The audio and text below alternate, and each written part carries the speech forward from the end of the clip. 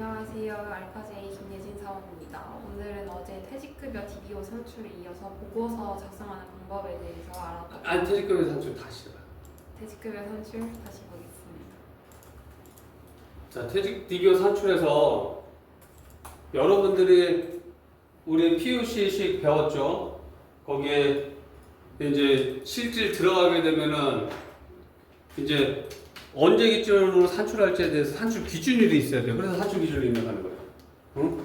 그 다음에 문단 83에 보면 뭐라고 나와 있어요? 기준서 빨리 봐봐. 문단 83.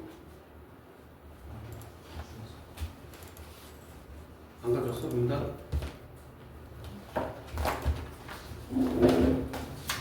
문단 83.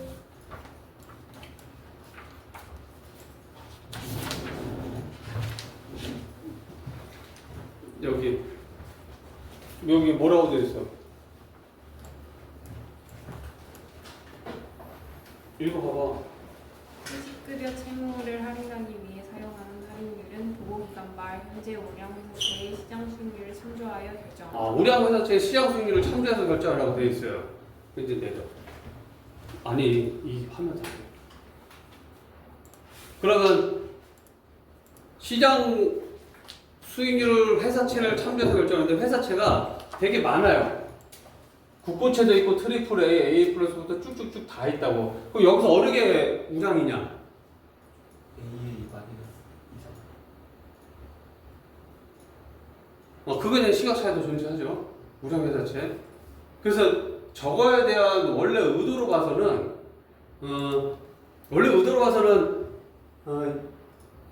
이걸 각각에 쓰라는 의도로 보여요? 아니면 뭔가 합쳐서 하나를 만들어내라는 의도로 보여요?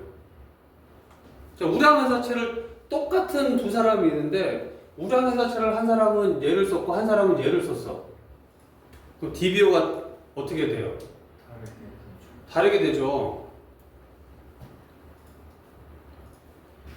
그러면은 그게 문제가 있어요 보여요? 안 있어 보여요? 뭔가 이상하잖아. 똑같은 회사에 직원도 똑같고 예를 들어서 구성이 똑같아. 똑같은데 누구 국고채 써가지고 부채가 1억 나오고 누군 A0 뭐 AA 마이너스 써가지고 부채가 8천만 원 나오면은 똑같은 회사인데 뭔가 착시가 일어나잖아요. 그래서 저 기준서상으로 보면은 뭔가 하나의 우량회사채를 만들어 쓰라는 것 같은데 그렇게 쓸 수가 없으니까는 그러니까 여기에서 선택해서 쓴다라고 생각을 하면 돼요. 그래서 여기에서 선택을 하고 그러면은 국고채가 할인율이 높아요? A-가 할인율이 높아요? A 마이너스. 신용등급이 낮은 게 할인율이 높죠. 왜 신용등급이 낮은 게 할인율이 높아요? 상환 가능성 리스크가 더 크지. 리스크가 크니까는 뭔가 더 받아야 될 거 아니에요. 뭔가 더 받아야 되니까 얘가 이자율이 클 수밖에 없지. 그러면은 우리가 수업할 때 DBO에 대해서 매칭되는 게 뭐라고 그랬어요?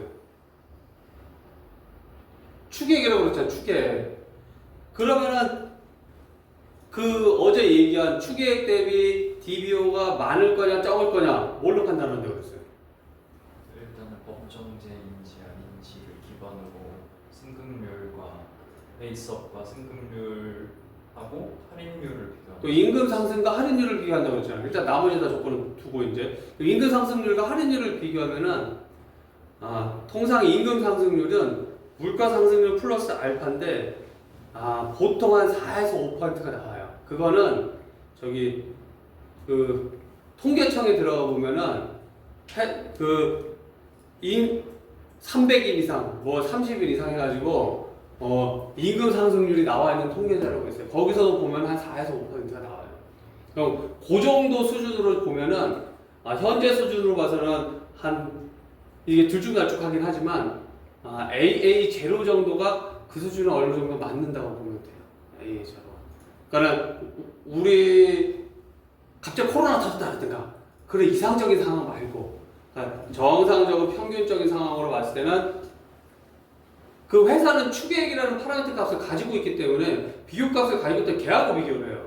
그래서 좋은 회사들은 DBO가 많이 나와도 상관없고 비용이 많이 당기순위 줄을 별로 안 좋겠지. 그러니까는 비용이라는 부분에 대해서 민감하다고 했죠.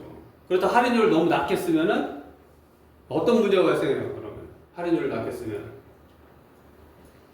할인율이 AA 마이너스면은 9%, 9.1, 8.9, 9.2 이렇게 왔다 갔다 할까요?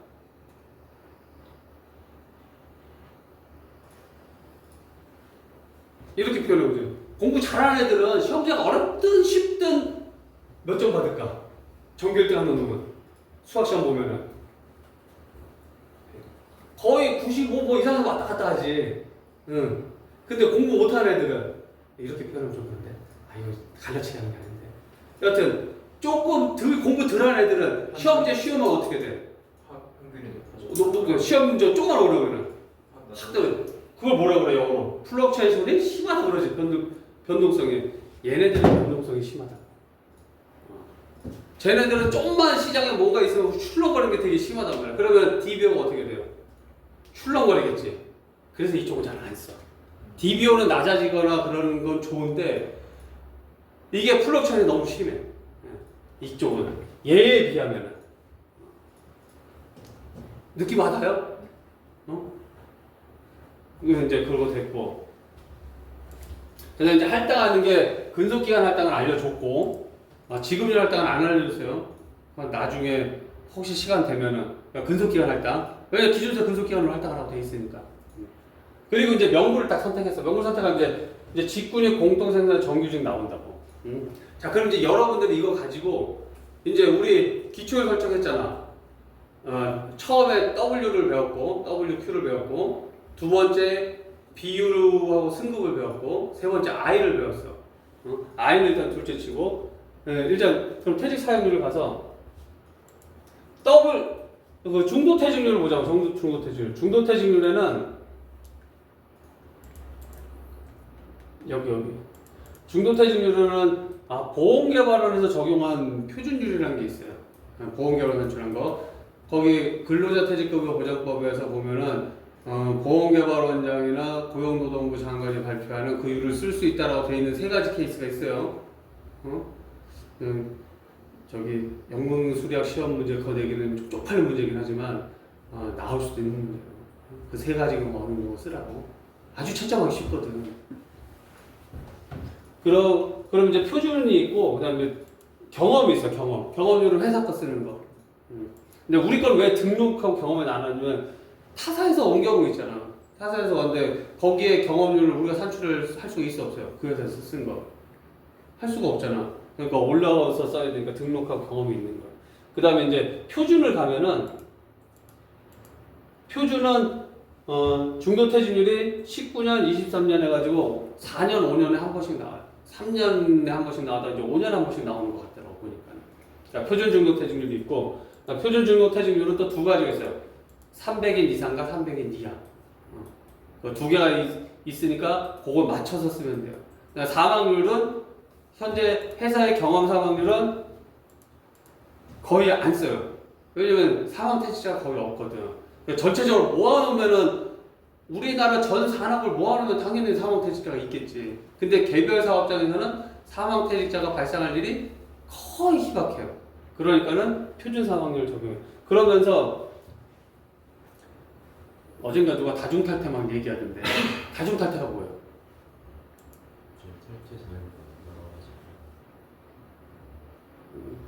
그걸 맞지. 그럼 여기에 표준 중도 퇴직률과 표준 사망률이 있으면은 다중탈퇴 적용해야 돼 말아야 돼?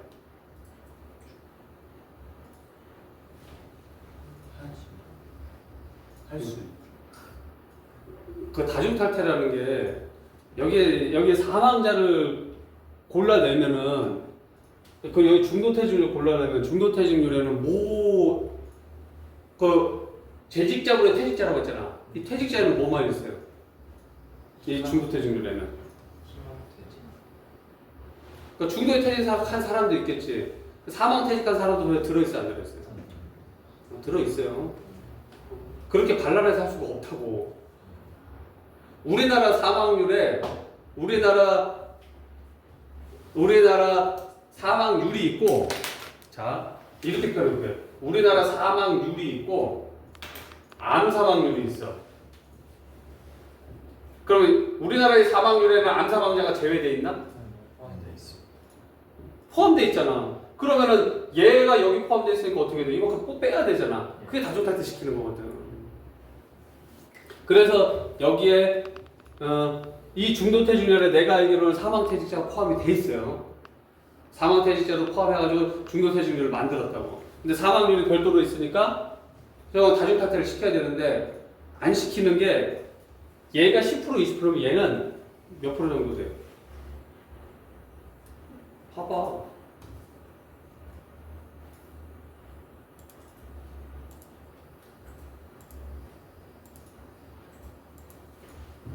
몇 퍼센트예요? 퇴직률 한번 먼저 봐. 퇴직률. 퇴직률 30대 기준으로 몇 퍼센트야? 11.5. 어? 사망률은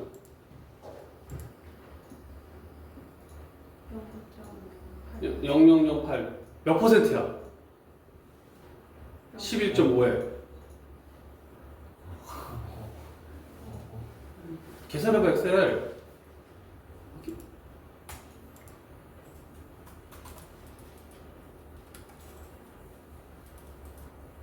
반대로 해야지. 0.00008이 위로 와야지.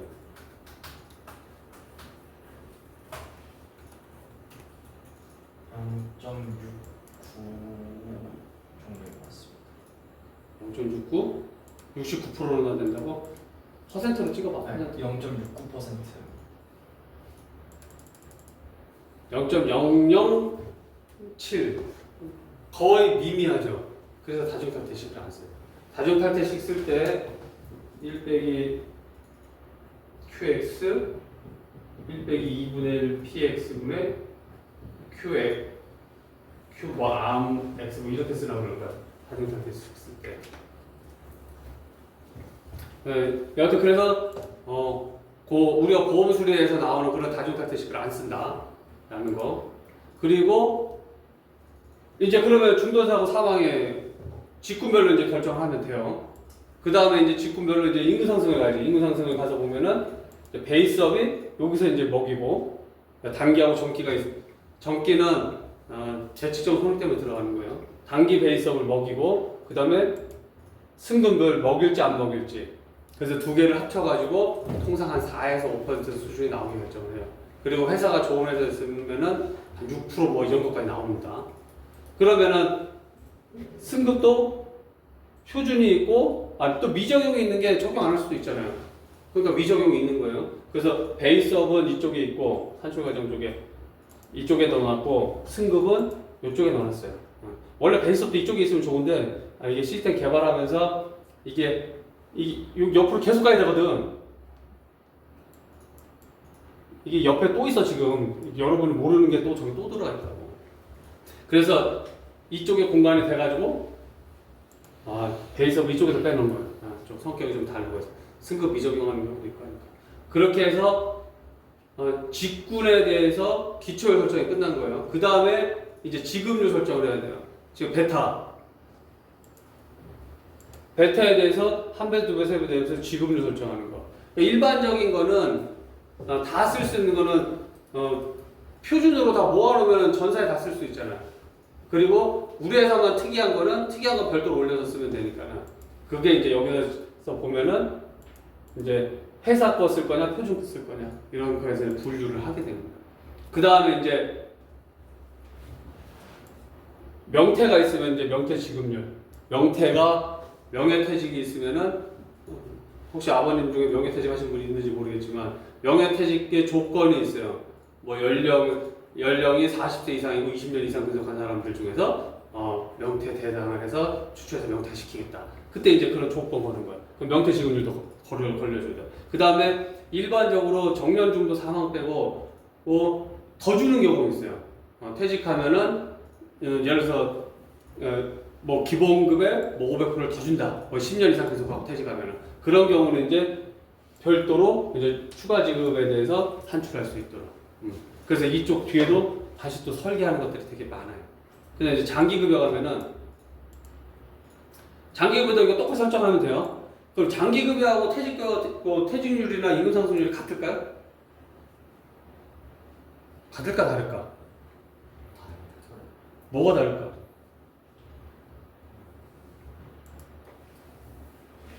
뭐가 다를까? 이제 그런 것들 이제 실무에 오면은 예를 들어서 퇴직은 임금 피크에서 55세까지고 장기는 60세까지 해야 돼. 그 임금 피크가 들어가면은 그 이후에는 임금 상승이 없어요 거의. 일반적으로 안 줘요. 임금 상승 시키면 뭐로 임피를 보내? 그냥 정상 근무시키면 되지. 임피 간다는 얘기가 55세 임피 간다는 거 하면은 55세가 500만 원 갖다가 56세 돼서는 400, 57세는 350, 58세는 300 그렇게 받는 게 임피예요. 임금 그 떨어뜨린다고. 떨어뜨리니까 임금 상승 과정이 달리 가야 되겠죠. 그런 경우는. 그 다음에 또 퇴직급여는 무슨 제도만 한다고 그랬어요? 기준서에서. 그건 근로자 퇴직급여 보장법이고 확정급여형 제도인데 DC 제도가 확정기여형 제도가 아닌 제도는 다 평가한다고 했어요. 확정기여형 제도가 아닌 경우. 그러면 퇴직급여는 확정기여형 제도가 아닌 경우 다 평가한다고 했어요. DC가 아닌 경우 간단하게 하면. 근데 장기급여는 DC라고 장기급여 안 주나? 5년 근속하면 금 5돈, 10년 근속하면 500만 원. 넌 DC니까 못 받아. 그거 아니죠. 그러니까 DC도 여기 포함된다고. 그러면 퇴직률이 같겠어요, 다르겠어요? DB 이제 편하게 확정급여형 제도에서 산출한 퇴직률하고 장기급여 산출한 퇴직률이 같겠어요, 다르겠어요? 다르겠지. 장기급여는 DC가 포함된 퇴직률이 나와야 되고 퇴직급여는 DB나 또는 퇴직금제도 대상으로만 나와야 되니까 당연히 다르겠지. 그래서 유를 별도로 다 설정하게 되는 거예요. 그냥 편하게 그냥 하나만 설정하면 되지 않아? 그냥 둘 다 똑같이? 근데 그게 아니라고. 다르게 가는 부분이 있기 때문에. 그 다음에 여기 찍으면은 그 다음에 지급 시기가 그때 PUC 내 설명하면서 기시 주는 거 설명했고 기시 그 다음에 기말해 주는 거 설명했고 우리는 지금 중앙에 지급하는데 기말급부로 주는 거 설명했고 그때 기억나죠? 기억 안 나면 어쩔 수 없어. 다시 그거 여기 동영상 찍어놓고 가서 봐요. 그저께인가 그러니까는 그거에 맞춰가지고 그 옵션을 다 적용해 놓은 거예요. 그 다음에 이제 줄 수 있는 조건이 평균 임금으로 퇴직금도 주지만 이게 이 평균 임금이 퇴직금 산정하는 그 평균 임금 같을 수도 있고 다를 수도 있어요. 임금 기준으로 주는 경우가 하나 있고 그 다음에 금 등 현금을 주는 경우가 있고 현금 주는 경우가 휴가 주는 거 이 네 개가 각각 다르기 때문에 다르게 설정해 놓은 거예요. 그러면 어차피 우리 지금 이거 올리잖아. 올리면은 이게 다 돼 있잖아. 그럼 이거 없어도 되지 않아요? 어차피 여기 올린 거에 지금 이거 다 돼 있잖아. 근데 굳이 왜 이걸 선택해야 돼? 왜 선택하게 됐을까요? 예를 들면은 생산직은 금을 안 줘. 금을 안 줘. 그럼 얘는 금 안 주는 거 올려야 되잖아. 금 안 주는 거. 그럼 2번 올려야 되잖아. 여기서 선택도 2번 해야 되고. 근데 요거만 살짝, 요거만 클릭해주면 돼. 요거 다 클릭해주면 쟤는 금을 산출 안 해. 그래서 그런 거 다 고려해서 만들어진 거야, 이게. 어떻게 보면 되게 복잡해, 지금. 그래서 선택 안 해, 그냥 이거 하나 올려, 그냥 이거 자동차 딱 끌고 오게 하면 좋겠는데, 그거에도 그게 숨어 있어요. 그러니까는 여러 가지 케이스가 나올 수 있고, 그걸 하나 딱 올려놓고, 여기서 선택해버리면은, 그냥 다 끝나는데, 그렇지 않으면은, 이걸 다 올려놓고, 여기에 이 사람들을 맞춰서 다, 가까이 다 선택해주니까, 그런 부분을 해석하기 위해서. 근데 나는 이게 편한데, 이게 불편한 사람도 있어. 그냥, 요거 올리면 알아서 그냥 딱 올라오고 끝났으면 좋겠다. 그런 사람들. 그리고 또, 이렇게 하면, 가끔 요거 빼야 되는데, 안 빼는 경우도 있어, 또 그러면은. 그러면 이제, 하면 안 되는 산출되는 경우도 있고, 장단점이 있다, 장단점이. 그리고, 그러니까 금등현물은 임금 상승을 타야 되니까 여기 얘는 요거에서 초기 가격하고 상승률이 있는 거. 그리고 이제 직전 사용률 가서 보면 직전 사용률을 하는 이유는 재측정 손익을 만들기 위해 재측정 손익이 두 개가 나온다고 그랬어요. 보험 수수료 가정 경영 손익이 있고 예정과 실제 차이 경험 조정 손익이 있다고 그랬어요. 이거는 둘 중에 어느 거예요? 보험 수수료 가정이잖아. 얘가 다 지금 가정이잖아. 가정이 지금 산출한 거하고 전년 산출한 거하고 달라지면은 그 산출하고 똑같으면 0 넣을 거고 그거 산출을 하기 위해서 이 부분이 있는 거예요. 그러니까 다 구하기 위해서. 그 다음에 예정과 실제 차이는 실제 보고서를 돌리면 나와요.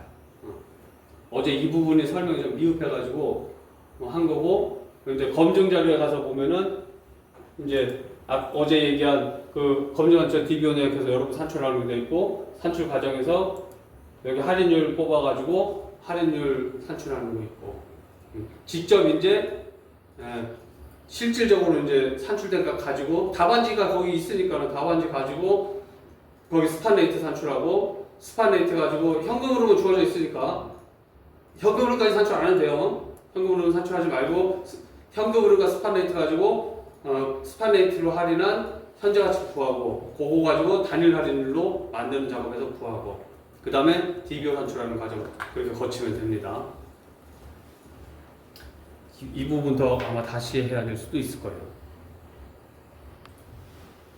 그러면 이어서 경험률 산출하는 방법에 대해서 한번 알아보도록 하겠습니다.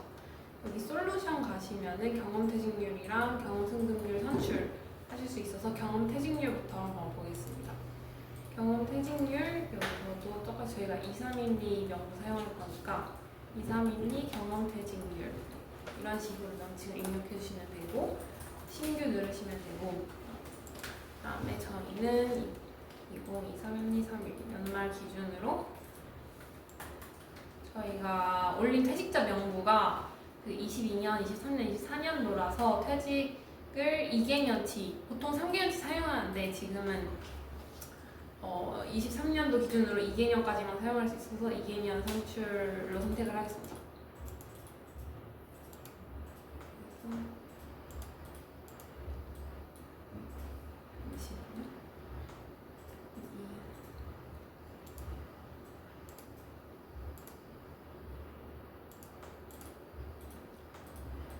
산출 기준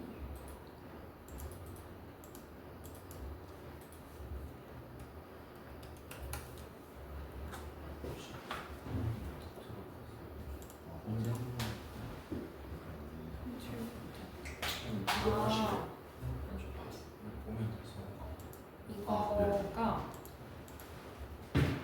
저희가 산출 규정을 그 입력을 안 했어가지고 얘를 입력을 한번 다시 하고 오겠습니다. 얘를 그 명부 작업에서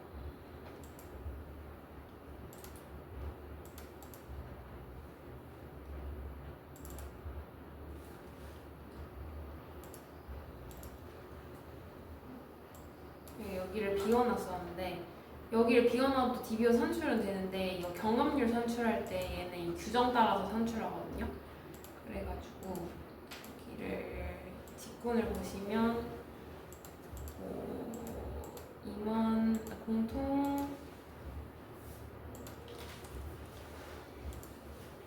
공통 생산직이 있어서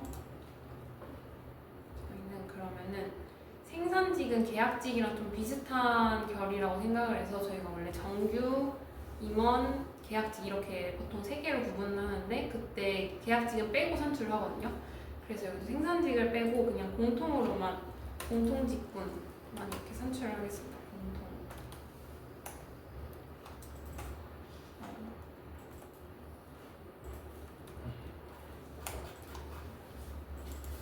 승급률.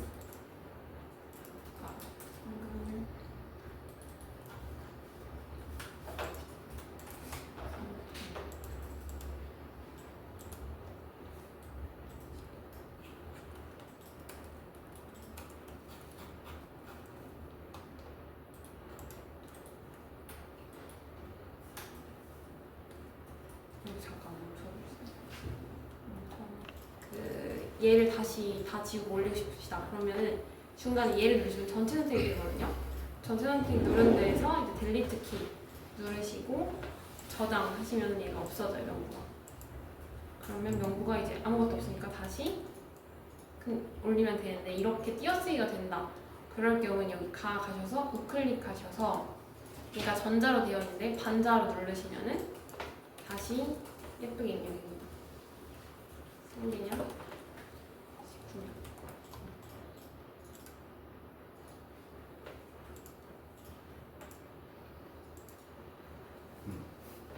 같이 발작합니다.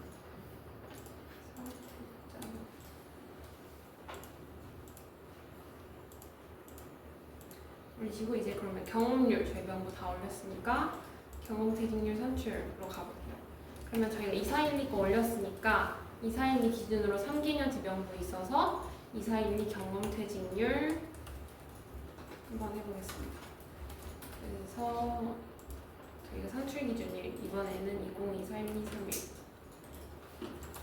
그다음에 3개년 보통 3개년치 쓰거든요. 그래가지고 3개년 하시고 재직자 명부 2412가 산출 기준이니까 2412 명부로 선택을 해주시면 됩니다. 그리고 보시면 저희가 정년 연령은 60세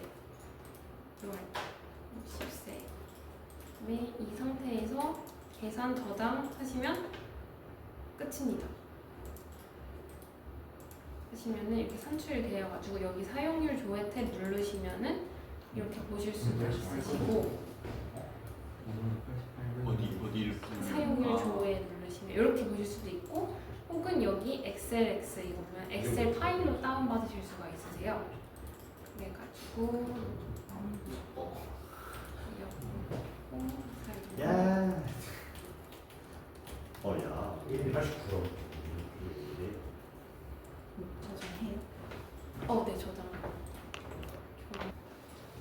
그래서 경험퇴직률 하실 때 명칭 입력하시고 저희는 퇴직급여 용어로 산출할 거니까 그래서 퇴직급여 하시고 산출 기준일은 요거 명부 SN 산출 기준일 그대로 입력하시면 되고 통상적으로 3개년치 명부를 사용하기 때문에 근데 단체가 막 1000명 이상씩 되는 경우는 좀 퇴직률이 안정적으로 잡혀서 1개년, 2개년치 명부를 사용하기도 합니다. 그렇지만 통상적으로 3개년치 경험률을 사용합니다. 그 다음에 재직자 선택해 주시고 명부 그 다음에 퇴직자도 명부 선택해 주시고 저희는 정년을 60세로 잡고 있기 때문에 60세 쓰시고 그 상태로 계산 저장 해주시면은 이렇게 산출이 됩니다. 사용률 조회해서 이렇게 바로 보실 수 있고 여기 엑셀 파일 이거 클릭하시면 엑셀 파일로도 이렇게 경험률 파일이 산출이 돼가지고 저희는 관찰연도 방식 사용해서 산출한 걸 알 수 있습니다. 그 다음에 경험 승급률 가볼게요. 경험 승급률 또 이사인이 경험 승급률 또 3개년마다 경험률을 하기 때문에 24년도에 산출했다면 그 다음 경험률을 27년도에 산출한다고 봐주시면 될 것 같고 똑같이 저도 퇴직급여 기준으로 잡을 거기 때문에 퇴직급여 기준 산출 기준이에요. 몇 자 입력해주시고 여기는 재직자만 눌러주시면 돼요. 그리고 정년 연령은 60세고 여기는 입사 최저 만연령, 입사 최고 만연령이 있는데 이거는 여기 인원 분석에 가셔서 보통 주된 재직자가 몇 명 정도 되어 있는지를 확인하시면 돼요. 그래서 재직자 분석.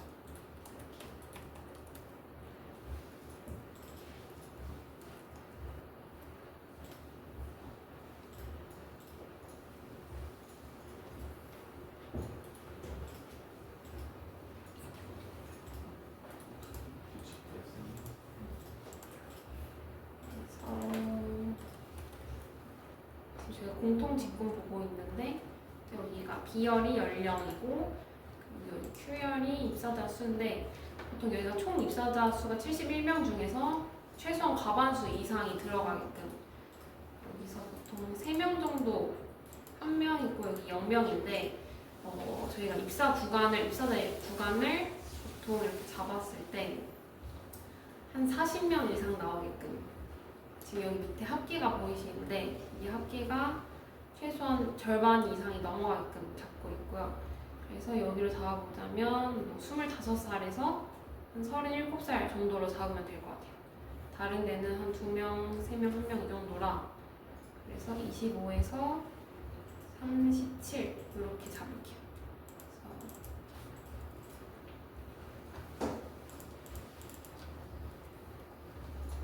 그리고 실내 구간은 여러 방법이 있지만 저희는 원시그마 사용하고 있고, 기준 연령은 그 연금 수령 책에서도 보이겠지만 거기서 5세 구간으로 잡았을 때 기준 연령은 30세로 잡고 있어서 이렇게 잡고 이 상태로 계산 저장 하고 산출하시면 또 이렇게 승급률이 산출이 되어 있습니다.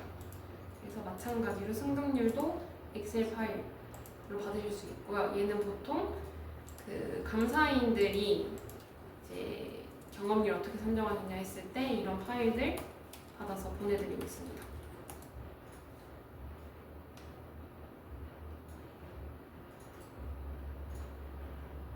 그래서 엑셀로 받기까지 조금 시간이 걸려서 좀 기다려주시면 되고,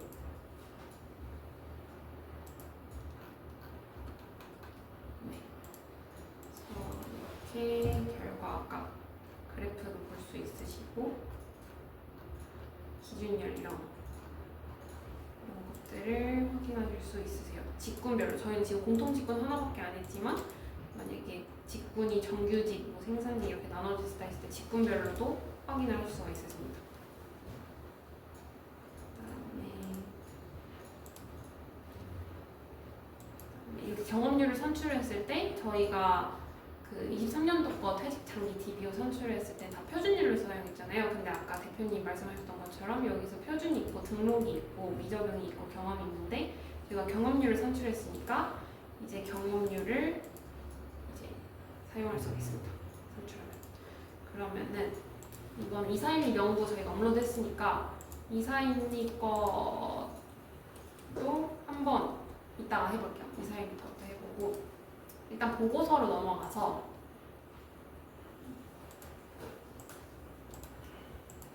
퇴직 보고서 먼저 가보겠습니다.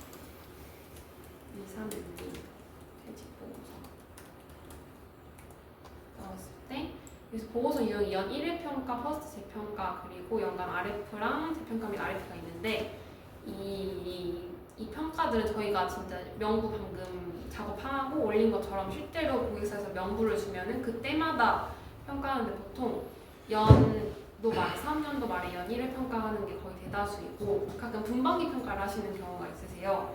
그래서 변동이 너무 큰데 그거를 연말에만 적용하면은 되게 재측정이 크게 잡힌다든지 그런 좀 불안정해 보일 수 있는 요소가 있어서 그때 재평가, 분기평가, 반기평가, 그래서 얼마 전에 또 반기평가였죠. 6월 말이었어가지고 그래서 그 경우에는 재평가를 누르시면 되는데 사업 연도 말은 기본이고 그 이후에 평가 처음으로 재평가하는 거 그때는 재평가를 하시면 되고, 예를 들어서 그 3월 31일에 재평가를 했을 때는 연도 말 이후에 처음 재평가하는 거기 때문에 이걸 눌러주시고 하면 되고, 만약에 1Q 평가한 후에 또 2Q도 평가하실 거다 그러면 재평가긴 한데 처음으로 한 재평가가 아니기 때문에 재평가 및 RF를 눌러주시면 됩니다.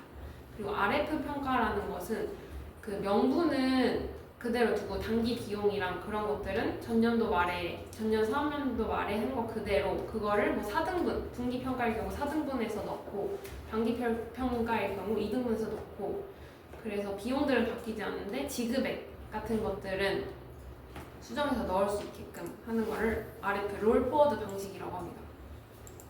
그래서 명부까지 직접 바꿔서 다시 단기 근무원가든 그런 비용들을 재평가할 경우에는 퍼스트 재평가 또는 재평가 및 RF를 하시면 됩니다. 저희는 지금 연도 말, 3년도 말 하고 있기 때문에 연 1회 평가 하시면 되고, 산출 DBO 저희가 23년도가 있었죠. 전년도 말 보고서가 있으면은 이걸 체크박스 해제하시면 불러올 수가 있는데 저희는 이번 게 처음이라서 불러올 건 없어서 그냥 두겠습니다. 그리고 지급률 문구는 보통 법정제인 경우 그냥 다 1배수라서 굳이 쓰진 않는데 저희가 아까 표준자료 요청서 보시면 그때 누진제였어요. 임원이 누진제였고 여기 보시면은 몇 배수였냐 2배수, 3배수, 4배수 막 이렇게 있었거든요. 그래가지고 임원의 경우 4배수, 3배수, 2배수 이렇게 있어서 저희는 다수 인원 기준으로 먼저 지급률을 작성합니다. 그래서 직원이 제일 많기 때문에 직원 1배수, 그리고 인원은 2배수, 3배수, 4배수 이런 식으로 지급률을 작성을 해줘요. 그 다음에 넘어가시면 여기서부터는 이제 표준 자료 요청서에 써주신 대로 그걸 참고하면서 쓰면 되는데 여기 한번 같이 보세요. 그래서 DBO 변동, 여기 퇴직금액 추직 변동, 네, 여기 발생 기준이 DBO 변동 탭에 있는 항목이랑 매치시키시면 되고, 여기서 보시면 퇴직금 지급액이 있어서 여기 있는 것들을 복사해가지고 지급액 여기다 써주십니다. 마이너스 이렇게. 여기 다 부호들이 써 있거든요. 그래서 헷갈리실 때마다 부호 잘 옆에 거 보시면서 뭐가 마이너스 항목이고 뭐가 플러스 항목인지 봐주시면 됩니다. 그리고 여기서 단기근무원가가 전년도 말에 사실 확정이 되는 거잖아요. 근데 전년도 말에는 신입사원이 얼마 들어올지 확정이 안 돼서 올해 들어온 신입사원을 재측정 요소로 넣기도 하고 단기근무원가로 넣기도 하거든요. 보통은 재측정 요소에 들어가는데 가끔 그 단기근무원가 처리를 해주시길 원하시는 단체들이 있으면 단기근무원가로 해드립니다. 그래서 단기근무 원가로 할 경우 여기가 지금 바뀌거든요. 신입사원 DBO가 포함이 안 됐다가 얘네들을 단기근무 원가로 넣어보고 싶다 하면은 이렇게 바뀌는 거를 보실 수 있으세요. 그다음에 재측정 요소,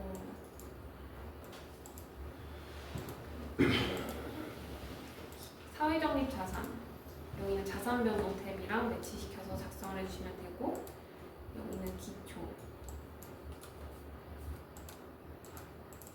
기초가 전년도 말 기말이랑 똑같기 때문에 저는 여기다 써주고요. 이것도 원래 전년말 보고서에서 끌어올 수 있는데 저희는 이게 최초 보고서니까 없는 상태에서 써주시면 됩니다.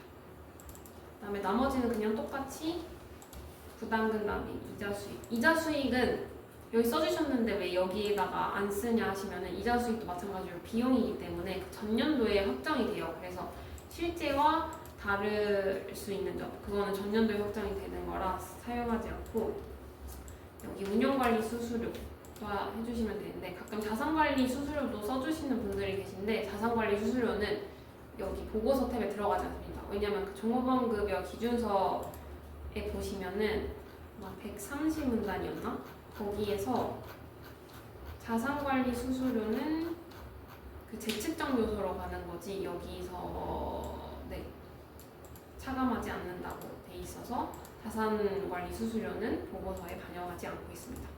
그리고 사회자산 구성, 여기서 이 현금 및 현금 들감물 값을 똑같이 입력을 해주시면은 보고서 작성은 이제 끝이 납니다. 그래서 최종 점검 선출해 주시고 보고서 엑셀 파일로 이렇게 받아보실 수 있어요. 그래서 퇴직 보고서니까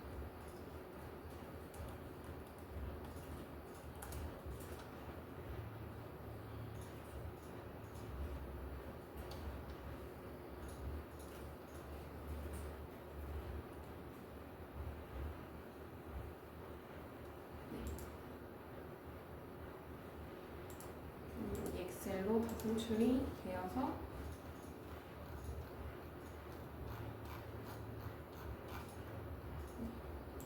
여기서 수납장 급여 부채 채무 확인할 수 있으시고, 저희가 아까 입력했던 퇴직급여 지급액 이게 발생 기준으로 입력한 금액이고, 여기가 현금 기준으로 입력한 금액들 이렇게 다 보실 수가 있고요. 그리고 여기 할인율 증감에 따른 민감도 분석이라든지, 그리고 차년도 비용, 이게 확정이 돼가지고 24년 보고서에 얘가 반영되는 비용입니다. 얘는 확정이에요. 그래서 그 이자 비용이나 이자 수익 같은 것도 확정이 되어 있습니다. 그래서 저희가 표준율을 사용했고 어떤 것들을 사용했는지 여기에 보험수령 가정들이 나와 있고, 여기 퇴직급여 규정이 요약이 되어 있습니다. 그리고 여기도 연도별로 어떻게 나왔는지, 근데 할인은 적용되지 않은 값으로 나와 있고 총 몇 명 있고 그래서 저희는 DC 제도는 평가하지 않기 때문에 여기서 DC 제도는 그냥 제외된 인원수, 평가한 인원수, 실제 인원수가 여기 뜹니다. 그다음에 여기 아까 사용했던 승급률 연령별로 이렇게 다 나와 있고요. 그다음에 배수들도 이렇게 나와 있습니다.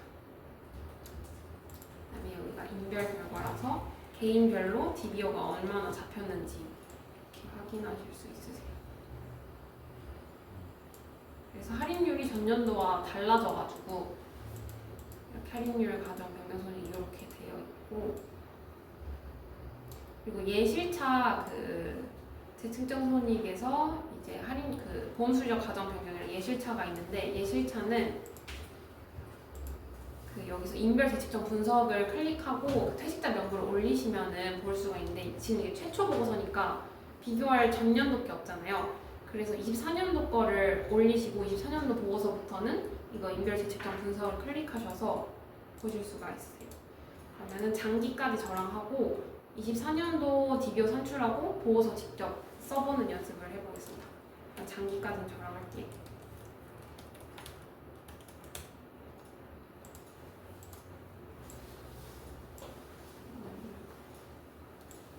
장기는 더 작성할 게 별로 없습니다. 그래서 여기 지급률이 따로 있는데, 아까 그 퇴직 보고서에서는 여기 지급률 1배수, 2배수 이런 거 써줬잖아요. 근데 여기 규정이 어차피 따로 들어가 있기 때문에 보고서 내에 얘는 써줄 필요 없고,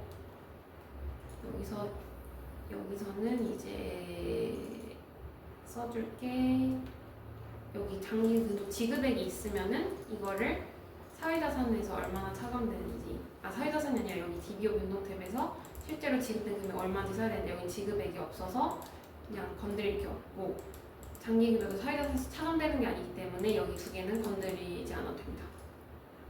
그래서 여기는 이렇게 시장 점검하고 보고서 바로 산출하면 돼요. 퇴직 보고서, 장기 보고서.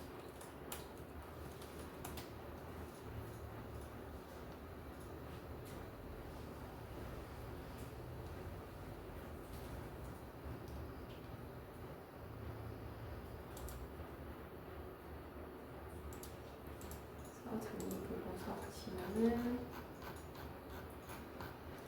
똑같이 평가 결과 요약한 손익계산서, 그다음 확정급여 채무 변동 내역 이런 것도 똑같이 보실 수 있으시고, 여기도 마찬가지로 보험수령 가장 어떻게 됐고 장기 급여 어떻게 되어 있는지 다 보실 수 있으십니다. 그러면은 이제부터는 24년도 거 DBO 산출해보고 그걸 바탕으로 24년도 보고서를 한번 같이 작성을 해볼게요. 그래서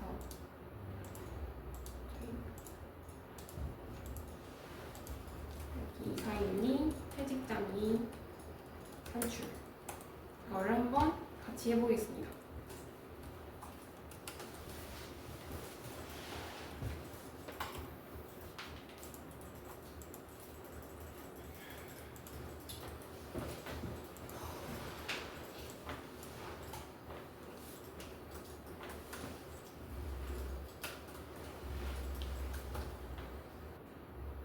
장기 보고서 할 때 최초 평가의 경우에는 기말 DBO를 단기 근무원가로 넣어주고 있어가지고, 그래서 최초 보고서 작업할 때는 단기 근무원가로 넣어주시고 산출해주시면 됩니다. 그래서 이 단체는 단기급여 지급액이 없어서 그냥 여기 바꿀 필요 없고, 장기급여니까 사회자산 쪽은 건드리실 필요 없으시고 그 상태로 점검하시고 보고서 발행하시면 됩니다. 그래서 전년도 보고서를 쓰시면은 이렇게 끌고 올 수가 있어가지고 이제 이사님부터 작업하실 때 보고서 값들을 이제 끌고 오실 수가 있어요. 그래서 이번에 산출한 거랑 전년도 거 이렇게 갖고 와가지고 작업 비교해서 하실 수 있으시고, 최초 평가에는 전년도랑 비교할 게 없어서 재측정 분석이 안 됐는데 이제 재측정을 분석할 수가 있어서 이제 이 상태로 보고서를 산출하시면은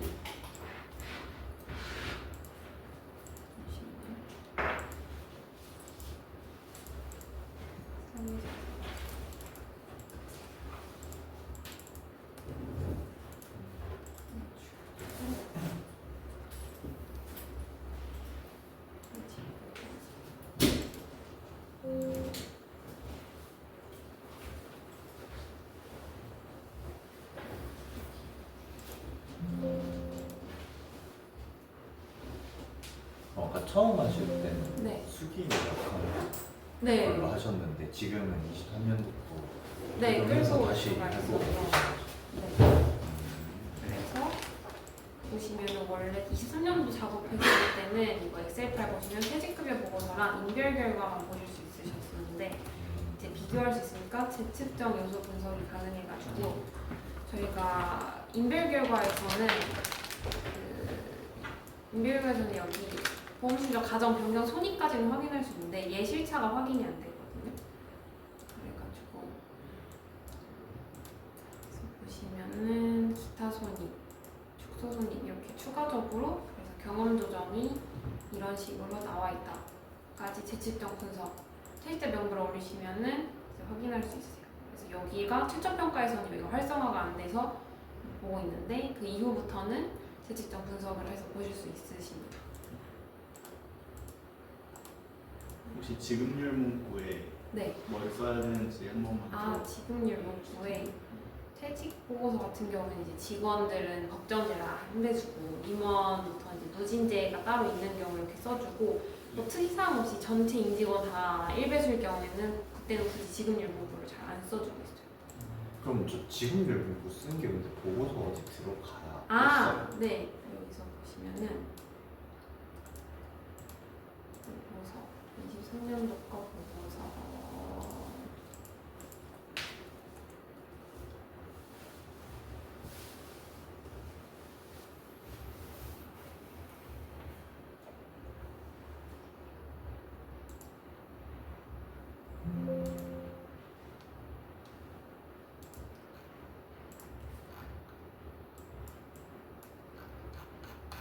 이 지급률 문구가 보시면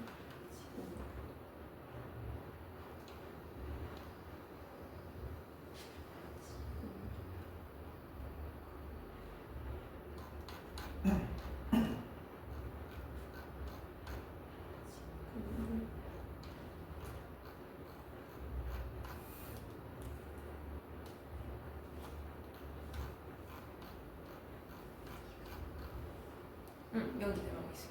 아, 그래서 네, 임원분들이 아니라 특정 대표이사 같은 경우는 그 성함에다가 성함 쓰고 몇 배수 이런 식으로 쓰고 있어요. 네. 장기 보고서는 그 최초 평가일 경우에만 그 DBO를 단기 공모가로 넣어주시면 되는 거. 장기 보고서에는 지급률 따로 안 쓰고 문구 따로 안 쓰죠. 네, 보통 안 쓰는 편이에요, 장기는. 그다음에 경험 승급률이랑 경험 퇴직률은 다시 안 봐도 될까요? 네, 그거는 네. 일단 그다음 그러면 여기서 마무리 하도록 할까요?